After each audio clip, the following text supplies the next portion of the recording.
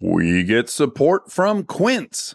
So we've been talking about Quince a lot lately, and as we head into fall, it's the perfect time to reset your wardrobe with their amazing pieces. I think it's so fun to do when the seasons turn over, to just spruce up your wardrobe with a couple specials. And Quince is the place. Totally. We're talking organic cotton, Mongolian cashmere, tailored chinos from just $60. Premium fit and quality you'd expect from a luxury brand designer. I love Quince. You know, I like it understated and subtle, and I like stuff that has high quality. And Quince checks all those boxes. I love a lot of stuff from Quince. Honestly, they have incredible premium denim, which is very important for fall. It's pretty much all I wear in the fall is denim. And Quince has such a good selection of quality denim. Their stuff is so versatile, timeless, and built to last that you just grab every single day without thinking. Right. And all of that for 50 to 80% less than similar brands. They go direct to ethical factories, cut out the middlemen, so you get all that quality without overpaying for it.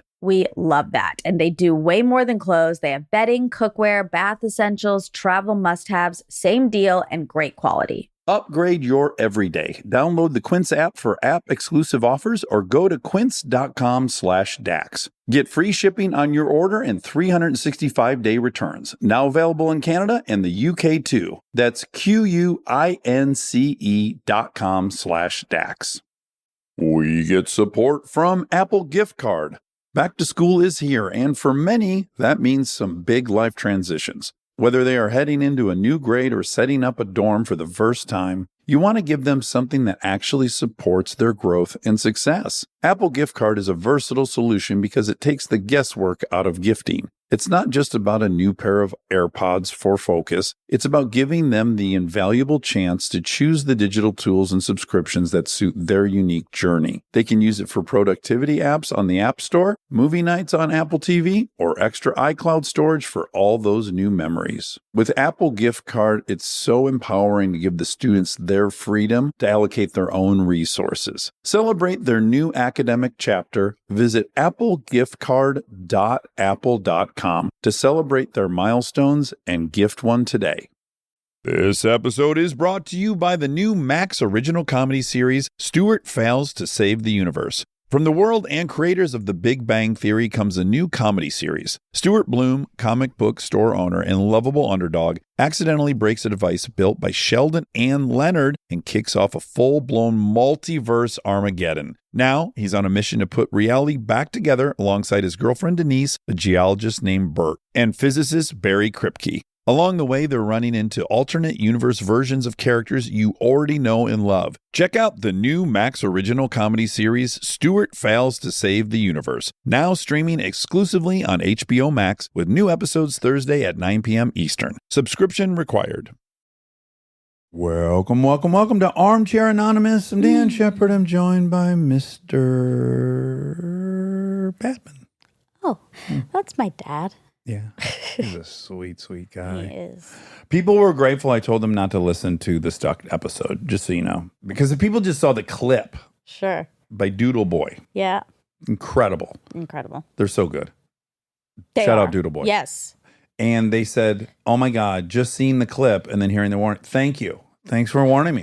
So they I didn't successfully listen? drove people away. Yeah, Dax, that's the goal. This is a horrible goal. We're going to be the first broadcasters in history that try to get people to not consume their content. Unfortunately, I can't make that prediction today, or rather, I cannot advise people to skip this one because this one isn't panic-inducing. Also, guys, just go back and listen to Stuck. It's good. Don't do it, guys. They're terrible. They're bad for you. Listen, the prompt for this episode was tell us about the craziest thing that happened at Thanksgiving dinner.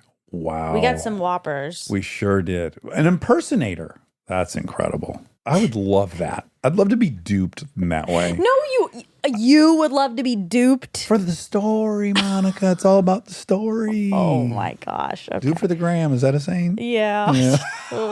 Is it still a saying? I don't know. Do it for the TikTok. Do it for the talk. To do it for the talk. Please enjoy this episode of Armchair Anonymous. You can listen to this one. Thanksgiving disasters. Craziest things that happen at Thanksgiving. Please enjoy. Hard times come and go. Good times take I'm slow. My life, I had a mo.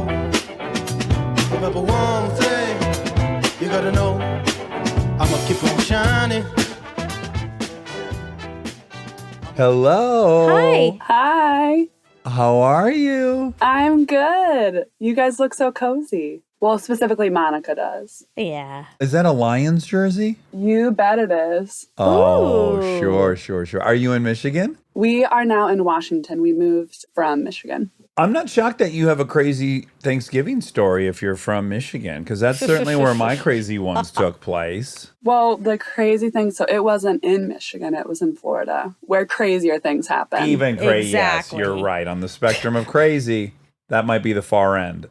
I think so.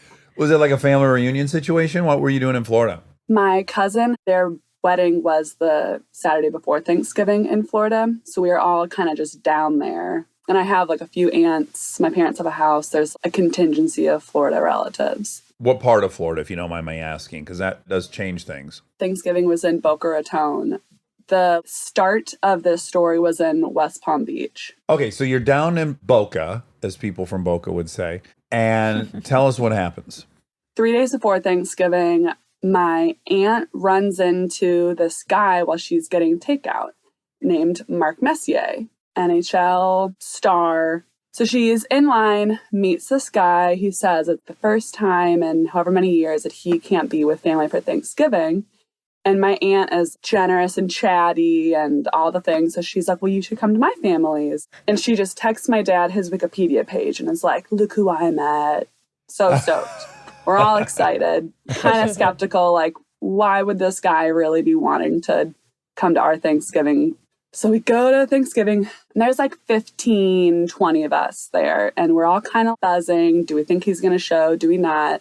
Background also is that my aunt's husband is a pilot and thought he wouldn't be able to come, so she thought she was going to be solo and probably told Mark Massey that she was going to be solo. So we were like, is he coming for some action? Yeah. Right. While the cat's away, the two little mice will play. Ring on the doorbell. Mark shows up, has a case of wine, seems very gracious. We're sitting down outside and he just introduced himself to everyone like, Mark, call me Mess. Mark, it's Mess. Hi, I'm Mess. Oh, wow. Chatty starts telling stories about Wayne Gretzky, Gordie Howe. I don't know these players, but these are hockey players. Locker room stuff, the whole thing. Oh, wow. Like penis stories? Yeah, like who had a big penis? I don't remember any penis stories. Okay. All right. He's keeping it clean. Okay. Yeah, keeping it pretty clean. There are kids around. And he's like lifting up the kids. He's Oh my God. life of the party. Wow. Got really comfortable. He later calls us family. But my spidey senses are tingling that this guy is like 5'8", 5'9", kind of pudgy. He's in this ratty NHL polo shirt, big ass ring on his hand. So I go to the other room, just Google search Mark Messier. Dude is 6'2", trim, has a wife and kids. This is not that Place guy. to be on Thanksgiving. Has a home. So this is an imposter. Oh my Lord. Now just start thinking, who is this guy? What's his angle? By the way, it's shocking to me no one had familiarized with his image before he arrived. But whatever, I get it. I know the name. Once you find out, do you start whispering to people like, hey, P.S., this isn't Mark Messier? Yeah, I like pulled my dad over and I was like, this is Mark Messier. That's not Mark Messier. And he's like, oh. So we like tell my cousin. No one's really big NHL, but we're big sports. And so he's like, this isn't him. He's like, oh, no doubt. This is not him. But he told his mom, yeah, we don't think this is him. And his mom's like, no, I Googled him. Mark Messier is real. Like, this is him. Yeah. You believe what you want to believe, right? Now it's dinner time. Oh. We're sitting down for dinner. And I'd say it's 50-50 of who's in the loop. Not in the loop is my granddad, who's giving him a signed copy of books. Like, he's just like so beaming with pride. Gives a toast, says, friends who become family. Like, we're so lucky to have you. Yeah, what an honor. Total honor. Mess then gives a speech and says, like, how blessed he is to be a part of us, how welcoming we are. He can't wait for Christmas. No. Oh, are the 10 people of the 20 who are in on it, You guys are what, just stealing glances as he's making the speech? Like, how's no one laughing, I guess? I think just maybe food in the face, just kind of disbelief. Yeah. And then he sort of like loses the persona a little bit as night goes on, because then he asked my cousin who manages a bar, like he's asking him for a job. Oh. Sure. Which probably Mark Messier doesn't need a retirement job. Offers my brother some joints, like tries to sell him some weed. Beautiful. Okay. I mean, I don't know what the real Mark Messier likes. That's great if he does. And then, yeah, he just like waves goodbye, says, yeah, next time Christmas. And then end of scene. I think the next day, one of my cousins told my aunt, but she's never addressed it with us. For her, Mark Messier still was a guest on that fateful Thanksgiving in Boca. Happy Thanksgiving. He was part of her story. Wow. Man alive. I would love to interview him, obviously. I know. Was that his first attempt at this? Does he do it all the time? Does he pick other? I'm Pete Rose. He like assesses whether you know a lot about baseball. Yeah. Anyone who's bald shares the name Mark. Was his angle sex? Was he going to try to like trick us into money? Was he just lonely and then I feel sad? Or does he like actually think that he is this man? Oh, well, the ring, that part's strange. I'm sure they make little cheap fake ones you can get online. Well, I know, right? but was he wearing it at the grocery store and that's what prompted the conversation? Like, does he wear that around in life? Good question. Is this his whole identity? I tried Googling after Mark Messier, Florida imposter, Mark Messier lookalike. Does the real Mark Messier know that he has this happening? Wow. The only part of your analysis in detective work, which I just want to flag, you might want to consider not being so hard-fast about. If that were me and I were at the store and I was by myself and I met your aunt and I said, yeah, I don't have any plans. My family couldn't get a flight, blah, blah. I'm Dax Shepard, right? If I came to your house and one of your cousins ran a 7-Eleven, I would ask to work there. So that part can be confusing because I want to be where the action is. So like, yeah, that might be an obvious thing. Like, why would Dax want to get a job at 7-Eleven? But I actually would. So that's the only part. Mark Messier may, in fact, want to work at a dive bar for the experience. To continue on his life story. Yeah. That's right, to add flavor. I don't blame him. I hope he is. Lily, what a great Yeah, this story, is great. a Mark Messier imposter. I can tell from the tenor of your voice that ultimately a positive experience, right? Like memorable, funny. Yeah, lives in infamy. There's a lot of drama in the family often, so this was like a comical relief. Oh, good. How many years ago? 2019. Wow. Pre-pandemic. We're not out of the woods entirely. Like, he could have cased the house. He probably still has my aunt's number. There could be something going on. What if she's dating Mark Messier? By the way, that is Imposter. a very funny thing. Like, I do think someone would be 8 times as likely to carry on an affair with someone they thought was a famous NHL. Yes. Of course. For no reason other than that. Yeah. Who knows what their relationship is? I can follow up. I would love it. Lily, what a great story. Thank you so much for Yeah. sharing that. That is hysterical. Mark Messier. Thanks, guys. All right. Bye, Lily. Nice Bye. meeting you. Bye. Good to meet you. While she was talking, it occurred to me I have a fun Thanksgiving story. Oh, cool. I used to go all the time to Sebring, Florida, which is in the middle of nowhere. No disrespect to Sebring, but it's like mid-state south of Orlando, a couple hours. And Dave Barton's parents lived in Sebring. And so it was a grandparents, retired affair.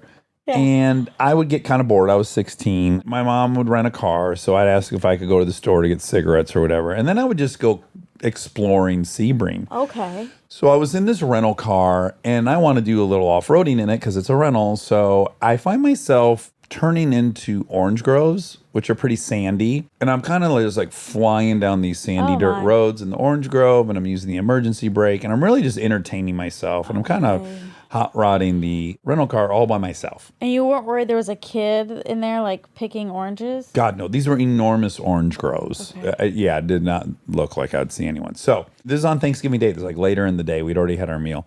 And I was fucking around in an orange grove in this rented Chevrolet Corsica. And I got stuck. I buried it in sand because they're real sandy, those orange groves.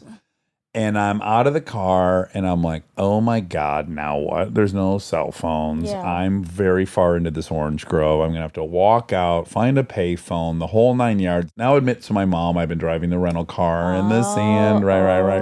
All this is happening. I start walking away from the car to go to the road.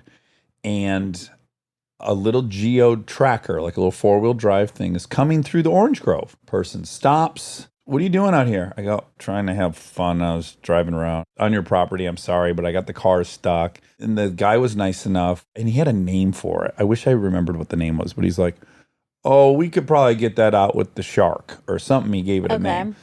And I go, oh, you have something that could pull me out? He's like, yep. And so he's like, I'll hop in. So I hop in with the guy, and he takes me to the house of the people who own the orange grove. I'm getting a little like, nervous. Children of the Corn. It just feels a little bit like, what am I going to run into? Mm-hmm. Pull up, and there is a lovely family having their Thanksgiving dinner. They've got their extended family there. He tells them, this idiot, I'm a teenager. He got stuck out in the thing. They're, oh, come in, grab a roll, grab a thing. They're so hospitable. Have a couple snacks before they ready up the shark.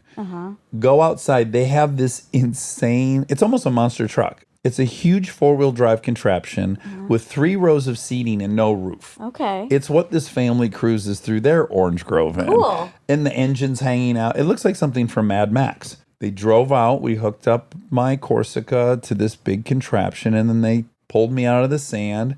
And then I drove on. I waved and thank you so much. But I spent probably an hour and a half with this family on their Thanksgiving, and then got to ride in this crazy contraption. And this is why you should go fuck around. Can I be honest? Yeah. I thought you were making this whole thing up to try to say roll tide. And then you did say roll. I did? Yeah, because you said they served you roll. Oh, dinner roll. And I was like, here it is. Oh, you did have a queer look on your face I couldn't quite pinpoint. I'm like, what does she think? But you were disinterested in the way you would be disinterested in a fake story or a dream or a pretend friend. Just get to the funny part where you say roll tide. No, now you got to go replay that entire thing I just told you. No, that's a dead, sincere, serious story. And it was very unique. And maybe it was my most unique Thanksgiving experience. Yeah, that is unique. They were very gracious. I picture most people who own a farm and some knuckleheads fucking out there hot rodding around and get stuck. They're mad. Yeah, you'd be mad. They were super cool. Maybe it was the spirit of the day. Maybe it was that I was 16. Grateful. All right, here comes Emily. Hi. Hello. Where are you at, Emily? I live in Michigan. Wow. Ding, ding, ding. So this Thanksgiving story you have for us, Emily, did it take place in Michigan? It did, yep. It did. Okay. Please tell us. Walk us through. Okay. I was 16 or 17 and my brother was 12 or 13.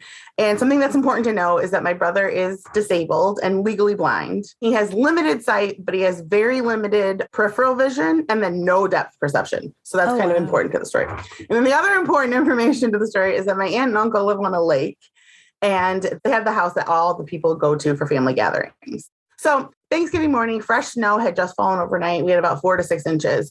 And my aunt and uncle had just gotten a brand new snowmobile. And so we were so excited to use it for the first time. So we had finished eating dinner and we were taking turns using the snowmobile. And I was actually waiting to use my turn. I was getting ready. My brother and my uncle were out on the snowmobile, up and down the shoreline, up and down the hills around the lake basin. And we had noticed that my uncle was letting my brother drive. Your brother who has limited eyesight. Correct. They're out in the open area. It was a good thing that they weren't around trees because he would run into the trees because he runs into stuff. It was a family joke. It's not funny, but you know. When you're in the inside, you're allowed to joke as much as you want. Yeah. You laugh or you cry, right? Yeah. So they're going down the hill and my brother's driving and my uncle's on the back. And my brother goes straight at the lake and he just guns it. Uh-oh. And he goes straight out into the lake about 20, 30 feet. And then the snowmobile just sort of steadily sinks to the bottom of the lake. Yeah. So we're all inside watching this happen. God. Oh, boy. So everybody runs outside. We're all yelling. My aunt calls 911. My dad and my cousin and her husband race into the water to try to rescue everybody. My brother and my uncle are trying as best they can to stay afloat.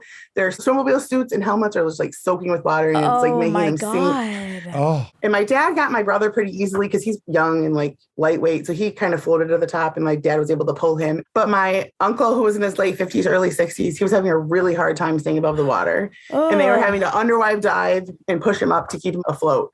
So by the time the fire department gets there, everyone's out of the water and they're warming up. No one has to go to the hospital. Everyone's safe and okay.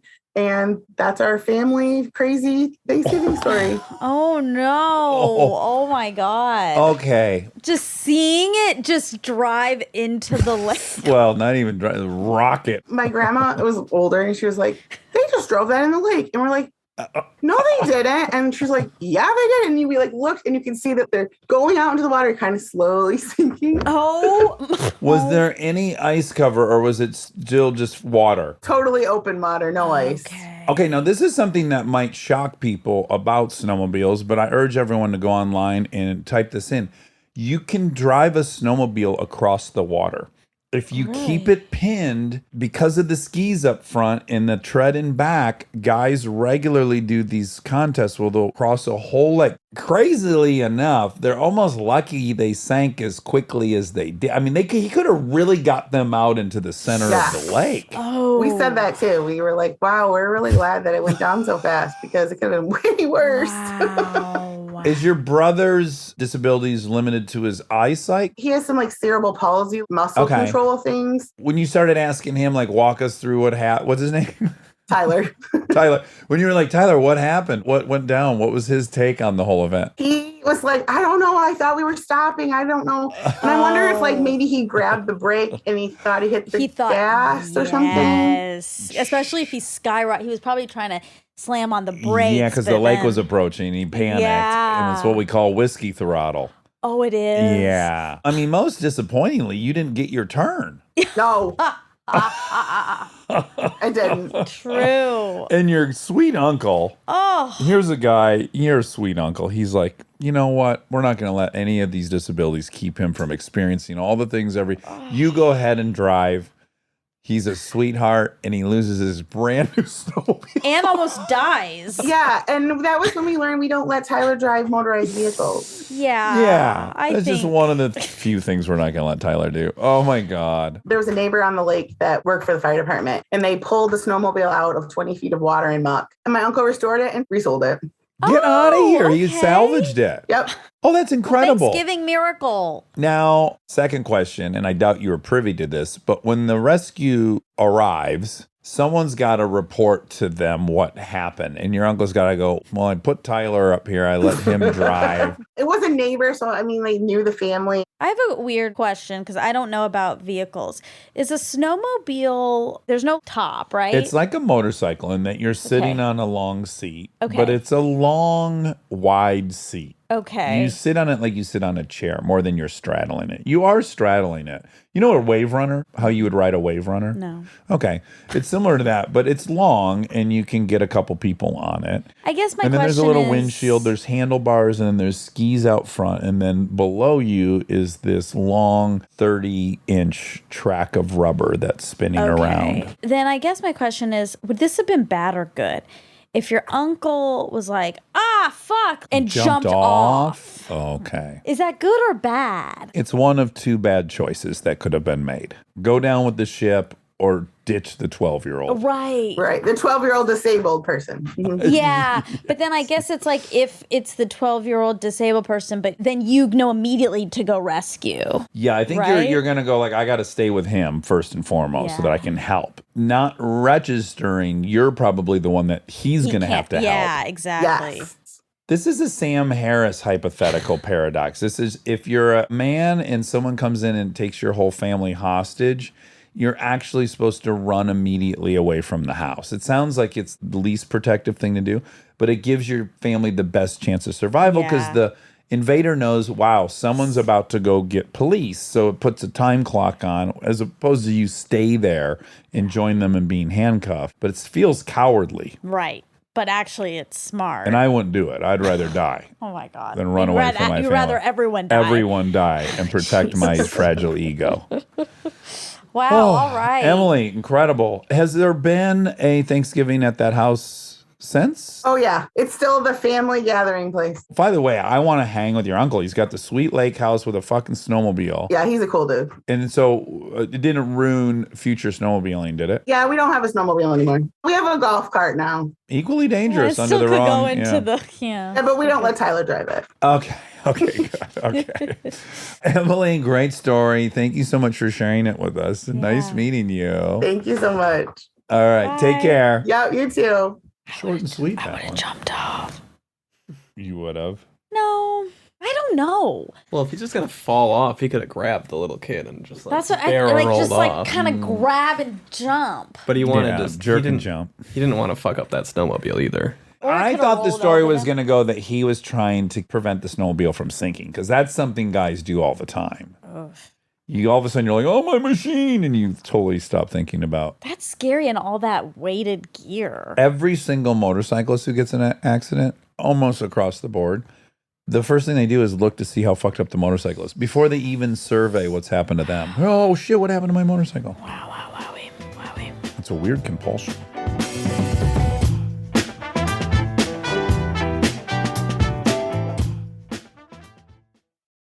This podcast is brought to you by Squarespace.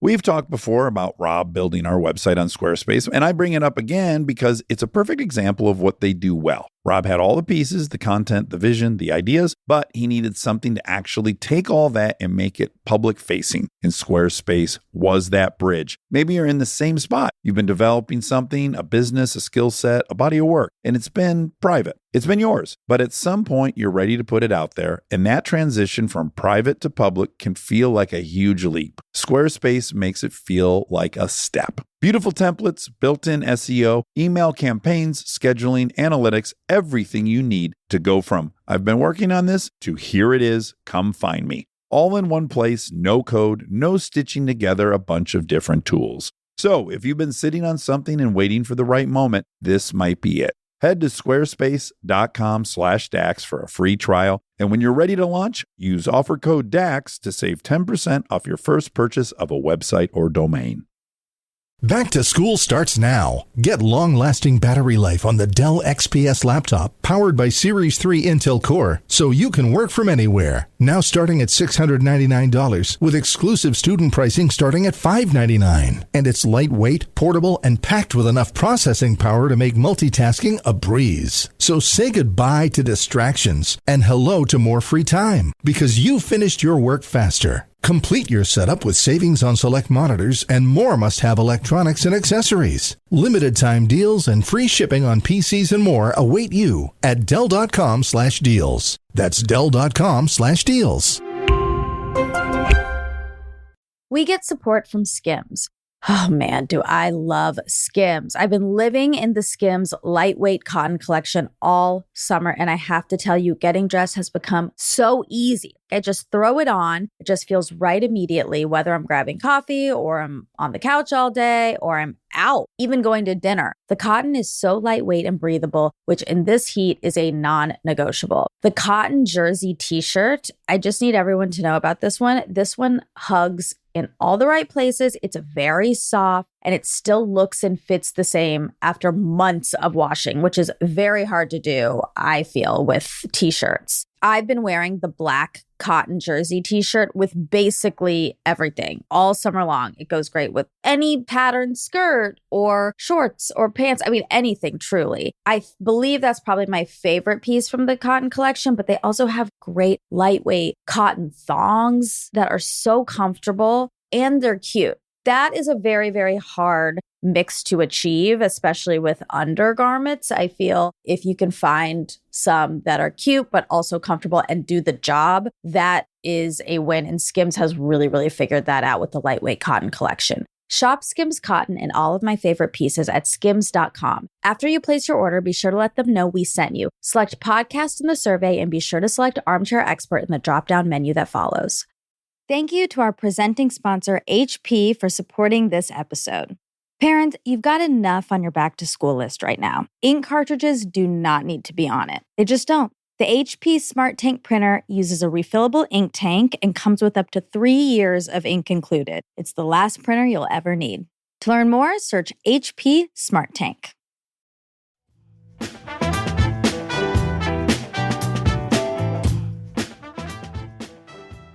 Hello? Hi. What's this cute little piece of driftwood behind you? Oh, it's just a shelf. Oh, okay. There's a little photo on top? There's a little framed photo of my sister. Wonderful. Older or younger? She's 7 years younger than I am, but she's the one who sent me this prompt and said, you have to call in. Oh, really? Oh, great. Ding, ding, ding. Ruth, please tell us what happened during your crazy Thanksgiving dinner. All right. I was 18. I was a senior in high school. Not to expose your age, but how long are we talking ago? I'm 39 now. So 21 years ago. I've had some time to mull it over, yeah.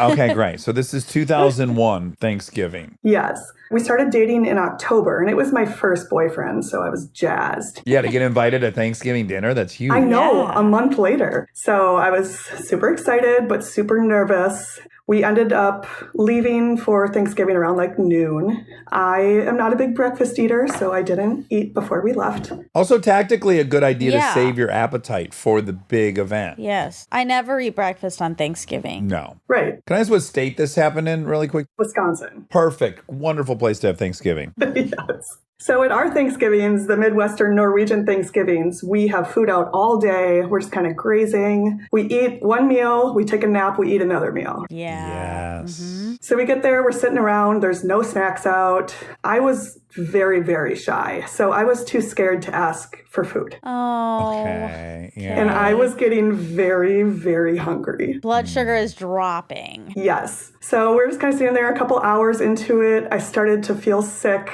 I get up, I go into the bathroom, and I'm looking at myself in the mirror, and I'm doing that back and forth sway when you're about to pass out. And I started to like lose my vision. So the next thing I know, I'm back out in the living room, laying down on the carpet, face up, and there's like blood coming into my eyes. No. Oh. And not only that, his uncle, I believe it was, is coming in hot for CPR. Oh, he Oh can't my wait God. to get in there. Assist always you the breathe. uncle. Yeah, it's never an aunt, is it? I know. The uncle that's like a little too old. Yes. Did he have a mustache? I don't even remember what he looks like. Just picture a big old male mustache Oh my God, coming towards your face. As you're CPR. also seeing blood come in your eyes. Yeah, right. So I caught him right before he made contact. Mike, we don't know that she needs that yet, Mike. She needs it. She needs it. She's got to get some air into her quick. Stat. Well, not only that, they had already dialed 911. Let's get her shirt off. shit. She's overheating. Let's get a head start. I know they're going to take her shirt off anyway. Better cut the pants off while you're at it.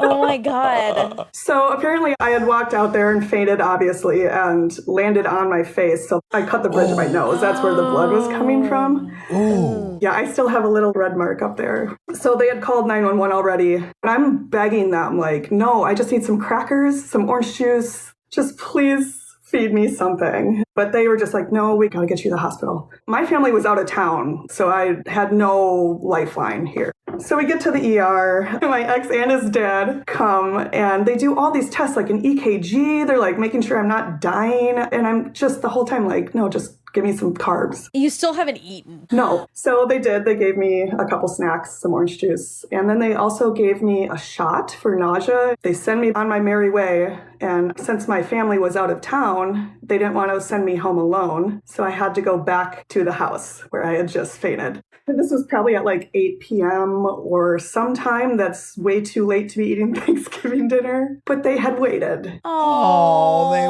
waited? Are you married to that guy? No. Turns out he was like his Uncle Mike a lot. Oh, no. Yeah. Cut your pants off. Yeah. Pants are choking her. I think her pants are caught in her throat. Oh, man. So, yeah, all the food's in the oven with tin foil on it, just waiting, you know. We get back, and it's this long table, and I sit right in the middle against a wall, so I have, like, this little space to be in between. And I start, like, Garfielding my food. I mean, I'm just throwing it in my mouth like I've never eaten before, just loving life. And then, like, 5 minutes into it, I started to get dizzy again. No. Oh, maybe Mike was right. You know, and I'm just like, okay, this is okay. Oh, this is making me Wait, can I ask sweat. one quick I'm, question like, before we panicking. proceed? Do you at that point have any history of diabetes or hypoglycemia or any previous No, I actually later got diagnosed with severe dehydration. Oh my God. Oh my God. Oh my God. So anyway, I started to go in and out again, and my ex-boyfriend's mom is kind of looking at me, and she's like, you're okay, you know? Oh, God. She's so scared. The next thing I know, I'm on the carpet again. No. I like shimmied my way out and fainted again at the head of the table. This time, instead of mouth to mouth, one of the big gentlemen in the room came to pick me up and essentially probably put me to bed or something, you know, like, Yeah. you're done. And as he picked me up, he like picked me up around my stomach. Oh, crap. And all the food I had just put into my gullet came out all over. Oh, 2 faintings and a fucking public vomit. Oh. Not only was it a public vomit, it got on people's plates. Oh.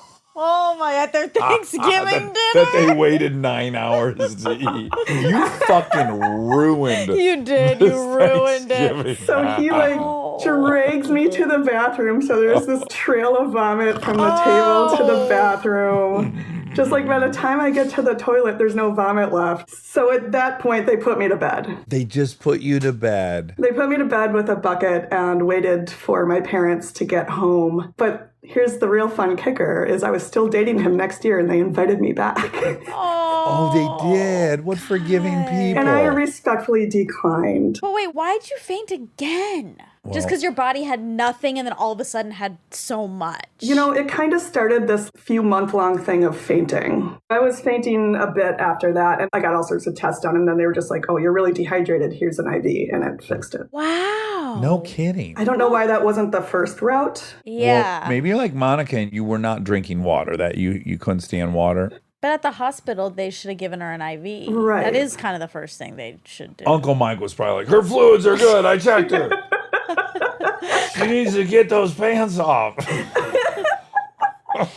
Now, it sounds like the family across the board was super nice and gracious, but guaranteed on the second fainting, Oh, man. people are like, this bitch is on drugs. Like, why are we all acting like Peter isn't dating a drug addict? Oh, I wouldn't have thought that. I was pretty innocent, so I don't think that ever crossed anyone's Oh, mind. it's Oh, always this the is so innocent sad. ones. Oh, you think all of us addicts look like monsters, gargoyles? We can look nice. We can show up to Yeah, Thanksgiving. but you were never innocent. Maybe when you were I wasn't, 1 but year I've met a lot of old. innocent-looking addicts. Right. Some of them are adorable. That's true. My brother was an addict, and he was the most precious human in the world. Oh, Yeah, it doesn't. What do Doesn't you call that? discriminate. Discriminates the Yeah. word. Yes. Well, Ruth, what an eventful tale. Thanks for sharing that. When did you break up with this boy? I feel like he earned a good long run. He did, and then I was a year older than him and went to college. There are other options. It happens. I mean, he got a good, 2 years out of me. So would argue Hospital your run. best 2 years, falling on Fainting. the floor, eating all the food, then throwing it all up. No regard for the amount of labor that had been put into it, how long everyone I waited. know. Every member of the family got to get their paws on you, though. You had one uncle mouth to mouth, and another uncle slinging you around with puke shooting out of your mouth. I mean, and anyone not get a chance to manhandle Ruth? Oh my God. Yeah, well, I never thought of the story that way, but thank you for putting that lens on it. There was a silver lining for everyone. Oh boy. Oh, Ruth, what a great story. I'm so Yes. glad that your kid sister urged you to call us. Yep, I just started listening as well, and we die at the poop stories. Oh, good. wonderful. To be honest, I 56% thought It was a poop story. that you were going to end this whole terrible showing. It might as well, though, at that point. There was a lot of fluids. It all hadn't in gotten opera. down yet. Yeah. but it would have either way would have It sure come out will. one Get way these or fucking another. pants off her. She's ruined them. Okay. Oh my God. Ruth. All right. What a pleasure. Great meeting you, and thanks for that story. Yep, you too. Have a good one. All right, bye-bye. Oh man. so fun. That is also Uncle's story my is the funniest eyes are so bad. That picture looked like a dog. I thought it was a dog, too. Right? Her sister might be a dog. I thought it was a dog. Yeah. Her sister's a dog. Her sister's a dog. Hers can't talk because hers a dog. Just like that one guy It who was dated the a cat. Yeah. I can't believe the coming in for mouth Mouth. But I mean, if they thought she needed CPR, Maybe he was a doctor or a paramedic. But we don't even do mouth to mouth. I mean, granted, this was 21 years ago, Yeah. but it's recommended now you don't. You just do chest compressions. They've ruled out the mouth to mouth thing. no, you still blow in air. Well, I learned it at Soul Cycle a few years. I mean, I guess it was 10 years ago. He probably would have liked the chest as well. Are you supposed to give mouth to mouth? during CPR? As the evidence shows, bystander cardiopulmonary resuscitation is most effective when only chest compressions are used, which is why mouth-to-mouth is no longer recommended. Really? If you aren't trained and you see someone collapse, check the area is safe, push hard and fast, and call for emergency services. Push hard and fast. Oh, That good. doesn't seem real. That's a good recommendation for all This is things. not a .org. Johns Hopkins, mouth-to-mouth not needed in some CPR cases. In some. But that's 2011. This is the Red Cross. 30 chest compressions, hand position, 2 hands centered on the chest. Rate 100 to 120 per minute. Allow chest to return to normal position after each compression. Give 2 breaths. Well, that's a description of how to do CPR with mouth-to-mouth. That's all that was. No, that wasn't it's whether just- you should. No, or I not. typed in how to do CPR. Yeah. So that was the conventional definition. This is the Red Cross. So this is Johns Hopkins, just to say. Mouth-to-mouth still is recommended in certain circumstances. It is very important to understand that the patients in the study were adults and that for most children who suffer cardiac arrest, such as near drowning victims, we must do rescue breathing, says cardiologist. For people who are not well trained or who are looking for a simple way to help save a life, chest compressions only, at least until the emergency care units can be life-saving even without rescue breathing. But it's saying sometimes you do have to, sometimes not. So if you do have to in some cases and the outcome is the same often for the other cases, you would just do it because you don't know in which case it's necessary and when it's not. Okay. We are supported by HP. If you're a parent or you know one, like I do, or you can help take care of kids, you already know what August feels like. It's not summer anymore, it's the pregame. The supplies list, the forms, the "we need this printed by tomorrow" texts that come in at 9 p.m. And I say this as someone who's been on the receiving end of those texts in a former life. You're ready to help, and then the printer says no, out of ink, blinking at you, useless. It's such a small thing, but it will absolutely derail your night. So when I heard about the HP Smart Tank printer from HP, America's most trusted printer brand, I thought this is the kind of thing that actually makes life easier, not in a big flashy way, in a one less crisis way. Instead of those little cartridges that run out the second you need them, the HP Smart Tank uses refillable ink tanks, and it comes with up to 3 years of ink included. 3 years. That's 3 back-to-school seasons without the cartridge panic. HP can't fill out the forms for you, but they can make sure the printer is never the reason you're up past midnight. Search HP Smart Tank.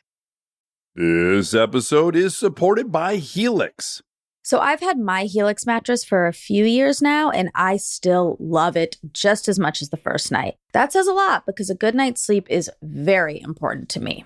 Sleep is everything. And what's great about Helix is that it's not a guessing game with finding the right mattress because they have over 20 models, so you can find the one that actually fits how you sleep. And with that summer heat upon us, Helix has cooling upgrades that can get you the best rest even on hot nights. I have a Helix Midnight Luxe mattress. I really like the level of firmness it has, but that might not be right for you. They have so many options, and you just go take the quiz, and it is perfectly matched for your needs, which is incredible. I also highly, highly recommend the cooling upgrade, especially in the summer. It makes your sleep so much better. If you're still tossing and turning on a mattress that's not working for you, just trust us on this one. Go to helixsleep.com/armchair for 20% off site-wide. That's helixsleep.com/armchair for 20% off site-wide. helixsleep.com/armchair.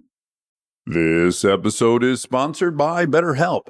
You've heard us talk about BetterHelp for a while, but I don't know that we've ever talked about how much people love this service when they use it. BetterHelp has an average live therapy session rating of 4.9 out of 5 based on over 1.7 million client session reviews. And you can check out the reviews yourself at betterhelp.com/reviews to see how much they love BetterHelp. Knowing that kind of service feedback from real people speaks for itself. I'm a huge proponent of therapy, as we've talked about before. I've learned so many things about myself that I believe truly only an outside, objective person could help me come to. BetterHelp makes it easy to get started. Answer a few questions, get matched with a therapist based on your needs, and switch therapists at any time if it's not the right fit. See the reviews, see what stands out, and see if BetterHelp is right for you. Visit betterhelp.com/Dax. That's betterhelp.com/Dax.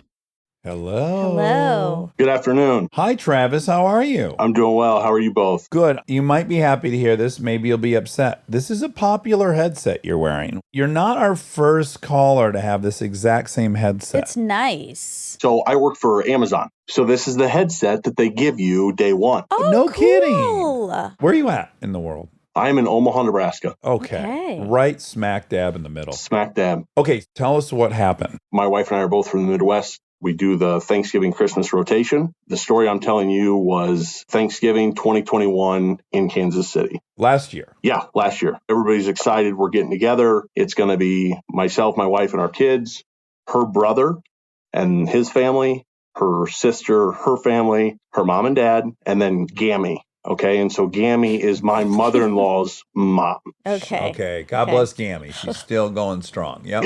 Yeah, so we've got 9 adults and then we've got 5 kids. It's a little bit different this year because my sister-in-law and her husband had just bought their house. Our instructions are we're going to eat at 2:30.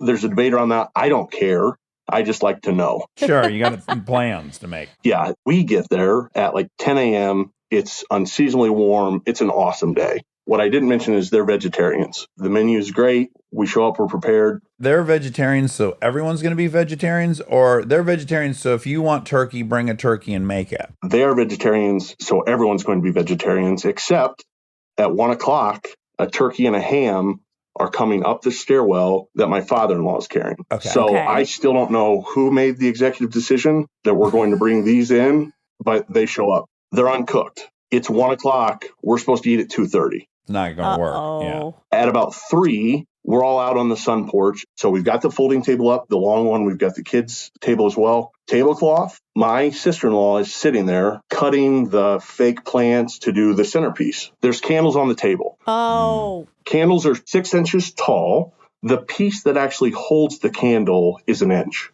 The candles themselves are about 10 to 12 inches.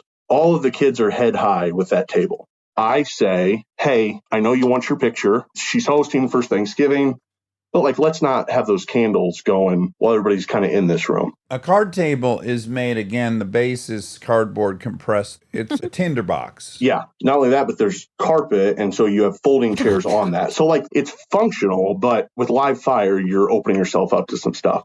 I was in the wrong for asking that question. We're going to have candles. Fast forward, we're now at about 4:30. Everybody is served. I'm last to go, not because I'm nice. It just kind of logistically happened that way. I'm in the kitchen. I'm looking to my left through the double doors out to the sunroom. I can see Gammy. I can see my father-in-law, and I can see my wife. Gammy forgot something on her plate. She does the half stand. Remember, carpet, folding chairs. You don't scoot. You have to pick and move. She puts her perm into the candle, and it goes, No. 3 inches of flames off of her head. My wife says, Gammy, your hair's on fire. Father-in-law starts to 1-2 punch the fire out. Batting at her head. Right. Gammy goes to move her right leg back to stable herself. Her femur dissolves. Oh my God. No. She goes all the way down. Leg is a spaghetti. Chaos ensues. Yeah. 911 is called. Police, firefighters, and EMTs, all in their respective vehicles, pull up to the house. Neighbors are out. Come in, moving furniture, right? My niece is 2 at the time. She did not move the whole time during dinner. She continued to eat her plate. She actually got up and asked her mom for seconds. As they're loading Gammy onto the stretcher, I'm not sure what she's going to grow up to be, but she's super calm and collected. I hope an air traffic controller, someone who's very calm under fire. Exactly. And then now my daughter, anytime we see lights and sirens, it is, there goes Gammy. Oh, boy. Oh, my gosh. God. When the father-in-law was batting around Gammy. Did it get the fire off of her? Yes. It worked. Okay. The problem is the smell from smoldering hair. So nobody really ate dinner that night. The whole house stunk. Right, but now your father-in-law is batting Gammy. That's his mother-in-law. Yes, correct. So you start off batting, you put this fire out. You take a couple extras. Well, you maybe make sure it's really out because you got a few decades of pent up whatever. He put the fire out quickly, so I'll let you decide. You extinguish it in seconds. Wait, oh no. Poor Gammy. Did she scream or was it not even that painful? There were these weird moans, Oh. which is worse than screaming. She is fully recovered, so we can laugh about it now. Okay, now the sister-in-law, Did you did make she her take eat on a crow? lot of guilt about the candles? This kind of makes me come off not the nicest, but right after it happened, I said, I hate being right. She was graceful, but she wasn't happy. Like, it wasn't a good day. You can't redo number one hosting on Thanksgiving. Yeah. Oh, wow. I hate being right is pretty Machiavellian. It's almost like a Trump thing where you go like, I'd never say she's an ugly piece of shit, but some people would. I wish I could have it back, but I wanted to be honest with you in my response. Thank you. We appreciate that. Yeah. No, Travis, I think it's admirable to out yourself for having to have that because you could have just looked at her once and she would have known damn well what you meant. I think she knew it was coming, too. Yeah, of course. Of course. Wow. I feel bad for her. Because, I've had some lofty goals and they've gone sideways on me and other people, they pointed it out.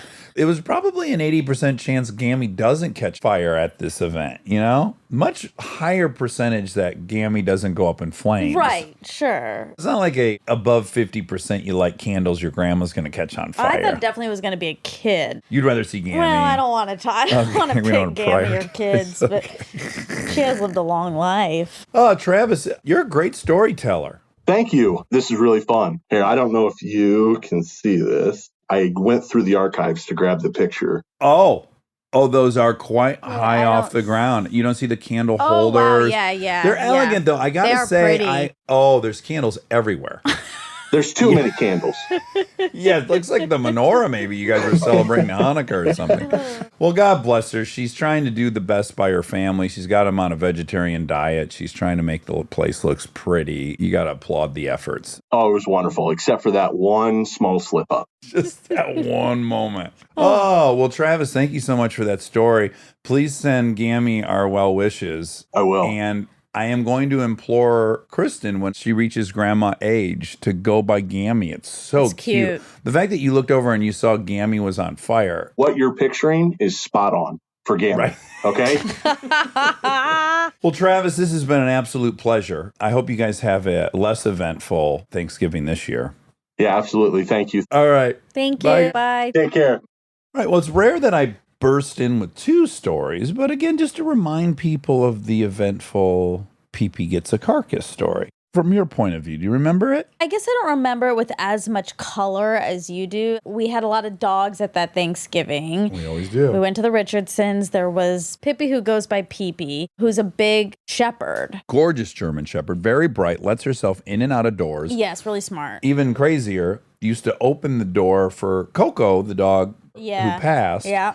If Coco would start barking, Eric and or Molly would be upstairs like, oh, fuck, I gotta go downstairs and open the door for Coco. And all of a sudden they'd hear the door open. Yes. And Pee-Pee would let Coco out. She's very smart. And then there was Coco, who was an old... She was passing at the feast. Currently, yeah. Yeah. What kind of dogs do that? Cavaliers? Is that what they're called? King Charles. King Charles. Yes. Yes. She just laid splayed out on the floor most of the time. And then we had Lola, also R.I.P. She died. She also died at the Richardsons. That's another story. Anyway, she was there, also extremely old and blind. Then there was Barb. And to be honest, hold on. Okay. Right? No, Barb was gone by then. Are you sure? Yeah. Okay. But the Lola aspect is relevant because if you recall, what I was fearful of is, so there was all this yummy turkey smell in the air. They were losing their mind. They were, Understandably. It's too many Kind of good like smells. Travis. Not unlike Travis. Yeah. So Charlie's deep frying turkeys. They're coming out. They're hot. They're smelly. When I first saw Pee-Pee with the carcass in her mouth, she was crossing in the background. We were on the deck, and she exited the house to go take the bird to her own little area. Yeah. So that she wouldn't be interrupted. Yeah. And I thought for half a second she had Lola. Right. That was I the thought she whole got joke. so hungry Yeah. that she snatched up Lola. Like, well, I got to have a meal of my own. I didn't know if we thought it was Lola or Coco or Barb. I thought it was Lola It would because be it was the size of a turkey. Right. Anyways, when we were all outside saying our thanks, which was a lovely affair. Was that last year or the year before? It was 2 years ago. 2 years Last ago, year was yeah, here. yeah. Last year was here? Mm-hmm. Lily made us exchange names. Someone wrote a poem for somebody. Somebody did an origami. Right. There was a talent portion. Yeah. Anywho, in the middle of our heartfelt thanks, Pee-Pee just made her way out the sliding glass door with the entire turkey in her mouth. Yep. And she absconded out into the woods. That's right. God bless her. That was a memorable, fun thing. See, I don't remember last year's Thanksgiving all that much because no one got a carcass. Oh, right. Yeah. It kind of ruins it when you don't have a carcass. Anyways, I want to meet Gammy. I guess that's my takeaway from this whole episode is I'd love to meet Gammy. What a spirit she has. I'm impressed she bounced back. I mean, good for her. There's some terribly high percentage of people who break a hip will be dead in a year. Oh, God, it's not been a year yet. Well, that's my point is a femur is even more significant than a hip, I think. I mean, it's the biggest bone in your body. I wouldn't jinx her. Well, actually, she sounds like she's doing great. Okay. Let's not. Just knock on wood. Oh, good. That was you knocking? Yeah. Okay, I thought someone was at the door. You want to do a little knocking on? You Yeah, love to I knock do. on wood. This episode is dedicated to Gammy and her wonderful recovery. Happy Thanksgiving. Happy Thanksgiving. Do you want to sing a tune or something? We don't have a theme song. Oh. Okay, great. We don't have a theme song for this new show, so here I go. We're gonna ask some random questions, and with the help of Armcherries, we'll get some suggestions. On the fly rhyme dish, enjoy.